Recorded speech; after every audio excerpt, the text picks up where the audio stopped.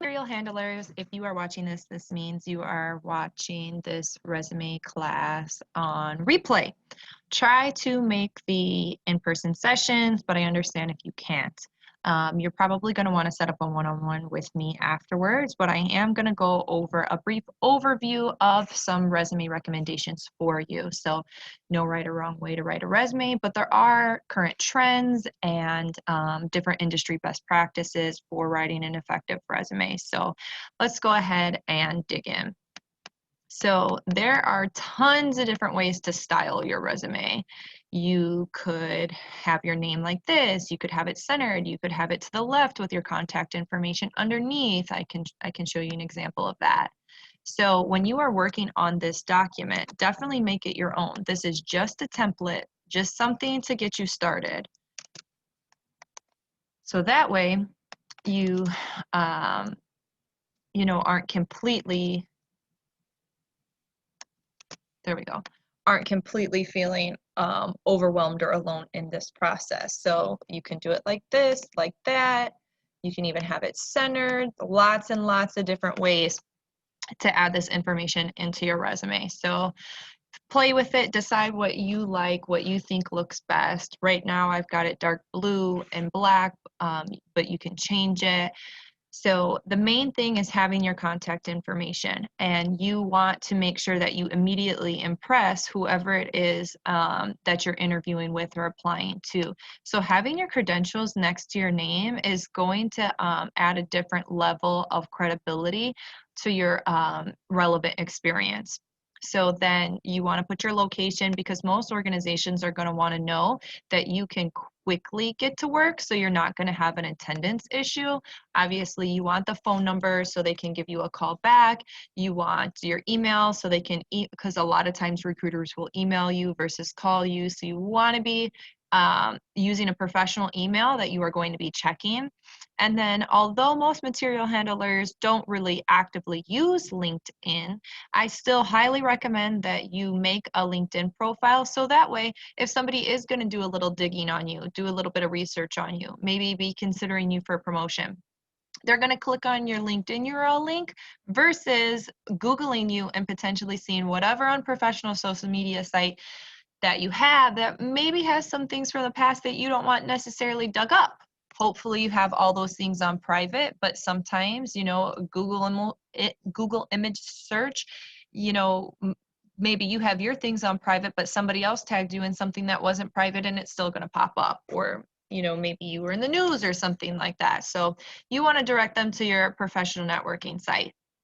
Now, back in the day, objective statements used to be the big thing on resumes. That was basically like looking to improve my skills and utilize my skills in material handling at whatever company you're applying to.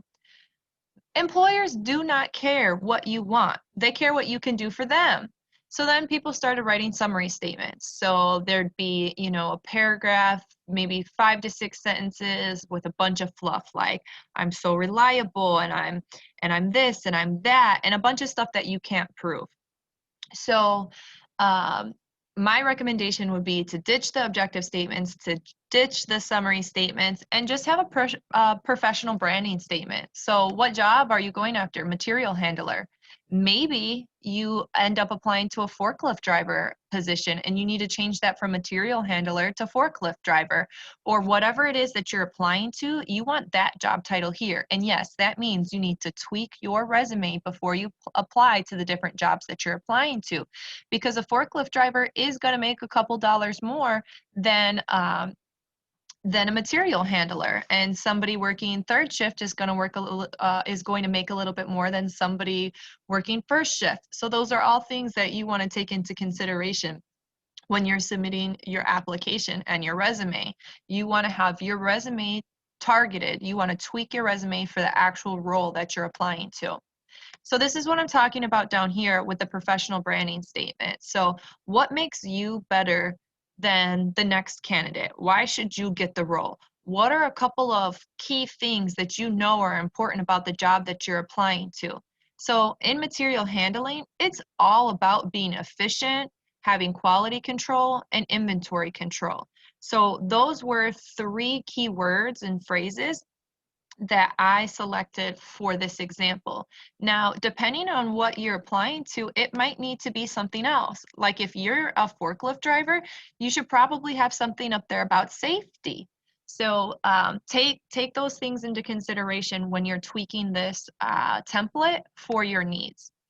So then up here, what people used to do, like I said, would have these long paragraphs saying, you know, I'm blah, blah, blah, blah, blah, and blah, blah, blah, blah, blah, and blah, blah, blah, blah, blah.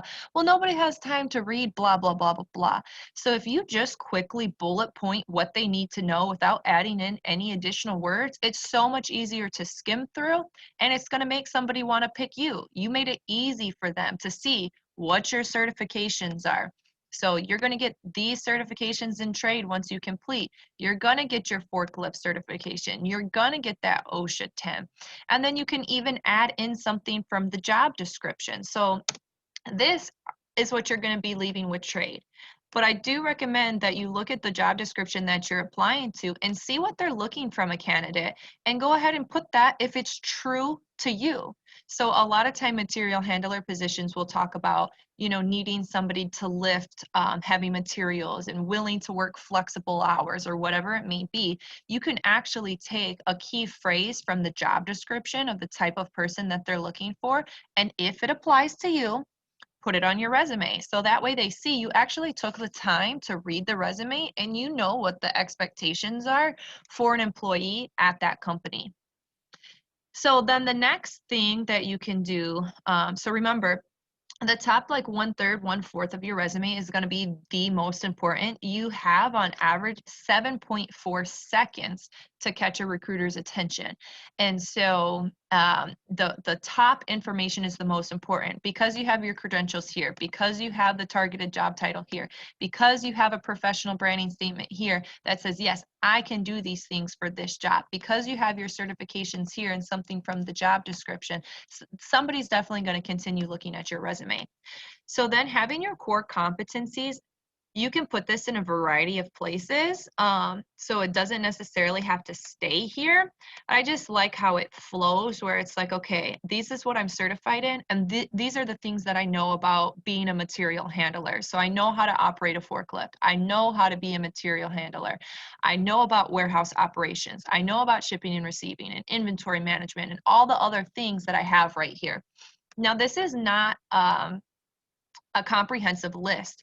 When you're applying to the actual job, you're going to want to tweak these things. Continuous process improvements probably is not going to be on a material handler's job description, but maybe something else might be. So you're going to want to delete that and then add in whatever it is the job description is asking for. So this is just a baseline, but remember, you're going to tweak this for whatever it is that you're applying to or whatever it is that you truly do learn in your trade. So a lot of times on resumes, you would think after that, you would go straight down to what your experience is or to what your education is. Well, your relevant experience is actually impressive. So you've got a year's worth of training as a material handler trainee from Paul Simon. So what does that even mean? So when you are writing your bullet points, you really want to make it related to the job that you're applying to. So explain what this even is, because most people haven't heard of Paul Simon. So successfully completed job scores rigorous, that means like difficult, material handling program, received 1 year of hands-on training. So this shows that maybe if you've never actually held a job as a material handler, you went through a year's worth of training to get all of these certifications, to learn all of these competencies. So you trained on electric and hydraulic pallet jacks, stand-up and sit-down forklifts, racking systems, conveyors, and floor scales in a simulated warehouse. So this is saying like you learned all of those things. You're not going to be walking into a warehouse and be completely blindsided by what it is that you're going to be being asked to do. You utilize all of this state-of-the-art technology that they use in warehouses. Now, I've never been in your trade, so I'm limited as to what I know that you are going to be exposed to and learn. So what else is it? What else did you learn in trade that's important? Yes, you worked on these kind of things and you trained on these kind of things, but did you practice shipping and receiving? Did you practice packaging? What else can you add here that's related? Now, if you were in the live session, I would be here to give you examples for you to say like, okay, well, this is what I did. How did I word that? But because you missed the live session and are watching this on replay, definitely set up a one-on-one. Get your resume to where you can get it the best that you can get it. And then we can work on how to word what it is that what you learned. A big reason why this is important is because then when you go into your interview, your resume is going to be your cheat sheet. So if you're not sure how to professionally articulate your skill set and what value you can bring to an organization, I'm going to help you find those words, and we're going to practice mock interviewing. But having your resume worded in a way that is professional, you literally can have your resume with you when you're interviewing and look at your resume and see what it says to use it as a cheat sheet. This is what I learned. This is what I did. This is what I accomplished. Okay, so that's going to be your relevant experience. And remember, these headers you can change. If you want instead to have it, be a border instead of an underline, you can go ahead and add that shading in if you want. So you can have it look like this and break it up even more. You don't want your resume to be too visually overwhelming, but there are a lot of different ways that you can make your resume stand out. The reason why I chose the lines is just because it breaks up the different section and it makes it really easy to say, okay, here are the core competencies, the relevant experience, additional experience, education. It makes it really easy for me to scan through. So after relevant experience, we go down to your additional experience. So say you've been an associate at McDonald's. Instead of saying you flipped burgers or you worked the French fry machine or you were a cashier, try to relate it to things that are important for material handlers. So for example, sorry guys, this is going to drive me crazy. Let me change this back to black. The reason why I changed it back to black is because you want the color to be the thing that really stands out. So your name and your professional branding statement to stand out versus, your contact information that can just disappear into the background. Okay, so back to additional experience. So say you work at McDonald's. What things did you do there that relate to what you're going to have to do and the job that you're going to next? So offloaded ingredient pallets from delivery trucks and place them in correct storage areas, workstations, and walk-in cooler. Did you do that? If so, add that. Maybe you only did it once or twice, but if you did it, you had experience doing it, that's a transferable skill that you can use on your resume that relates to becoming a material handler. Working in logistics or supply chain. So then maintains and sanitizes equipment per safety and health regulations. Now, safety is huge. Somehow you want to work in safety in your resume. And then also maintained and sanitized equipment. When you're in a material handler, when you're in that environment, you definitely want to make sure that equipment is maintained. It is becoming a very robotic system. So you want to show that you can work with machines and maintain them and keep them good, so that way you can continue using them. Why? Because that saves the company money when you maintain the equipment. So then I did create a third bullet point. So monitored and tracked the order schedule and adhered to quality standards. So if you're saying like, yeah, it was really fast paced and, I'd have to check the screen and make sure I was getting the orders out on schedule and, it had to meet the standards. So even though I, needed to do it quick, I still had to make sure that burger was cooked to the correct temperature. So if you tell me all of that, that's how I'm going to word something like that. So try to work on this yourself with whatever it may be. If you didn't work at fast food, if you worked at a different type of environment like a clothing store, check out some of the other resume templates that I've created, because I do have an example working at a clothing store. So that might help you if you don't have food experience. And if you don't have any other additional experience, you may want to put an interest section and relate it to something that's either professional, or showing that you're a good human being, like any volunteer experience that you have. And then of course you want to add your education. So if you got your high school equivalency, that's going to be from Penn Foster. You're going to want to make sure that those dates that the dates accurately reflect you. If you got your high school diploma, you're going to want to switch that out. Whatever is relevant to you, you want to put here. Another thing that you can add here is your certifications. So education, and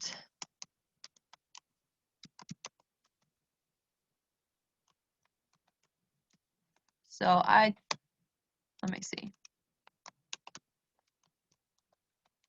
So when you are adding things on here, you want to keep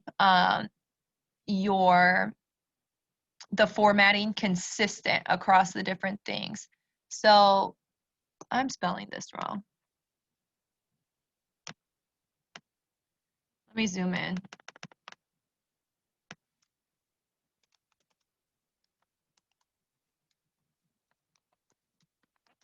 So I could tell something was spelt wrong in here. When you do all caps, it may not spell it correctly. So if you just go down, like if you're not the best speller, you can just go down and write it with it not in all caps, and then see, okay, yep, I did spell it correctly, and that's okay. But if you're using it in all caps, it's not going to recognize that as a word, so it's not going to be able to properly spell check it. You can also do this, right?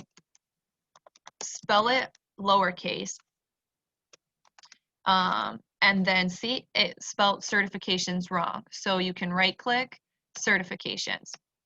But then certifications is lowercase and everything else in the headers is uppercase. So you can just highlight this. So right click it and drag it across. And then you can go up here into font and change the case to uppercase. And then you can make sure it's spelled correctly, and then the formatting is consistent across the different sections. So even though your certifications are up here, you still want to add your certifications into another area, because you want to show into your education and certification section, because they need to know how you got that certification. So did you get it from, who is certifying you in this? So OSHA 10 certified. The Department of Labor certifies you in that. So how did you get your who certified you in forklift? Who certified you in these things? You're going to want to add that. So I'm not sure who certifies you in those things, but on your certification, it should show. And if this is a recent certification, you can absolutely put the dates, but also you can take off your dates. Age discrimination is real. So it doesn't matter if you're old, young, or somewhere in between. You do not have to put dates on your education in a resume. You can, though, to show that it's recent, but after it's a couple years old, I would recommend taking those dates off. So I know this is a lot of information to go through. It's difficult to not catch these things on the live session, but I understand a lot of you are working, so have to watch these classes on repeat. But set up a one-on-one with me. Just remember, you can make this resume in so many different ways. There's so many ways to go about formatting it. Remember, you don't want every single person coming out of your trade with the same resume. So play around with the formatting. See how you can make it look different. What's going to stand out to you? How you feel it looks nice, because this is a reflection of you. This is a professional marketing tool. This is your document that this is me, this is what I'm about, this is what I can offer you, this is my skill set. And that's important that you feel confident in this document. So go ahead, play around with it. There's so many different ways that you can do the same thing. If you need any help, definitely set up a one-on-one with me. If once you complete this, turn it in to me. I'll make recommendations for improving it. Let's get this done relatively quickly so that way we can move on to mock interviewing, because remember, the resume's goal is to get you an interview, but the interview is what gets you the job. So good luck, guys, and let me know if you have any questions.